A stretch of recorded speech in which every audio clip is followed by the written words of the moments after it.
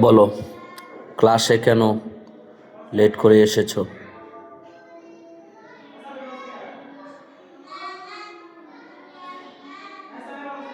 বড় কে? তুমি আগে বলো, ক্লাসে কেন লেট করে আসছো?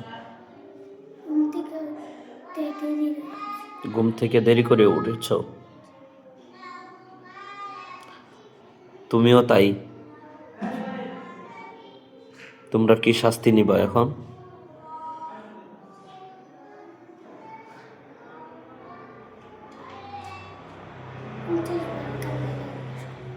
কতবার? 50 বার কান ধরে উঠবাস করবা। আর তুমি পারবা? 50 বার পারবা? সত্যি? আর আজকে যদি মাফ করে দেই, সামনে থেকে লেট হবে? হবে? হবে? মনে থাকবে?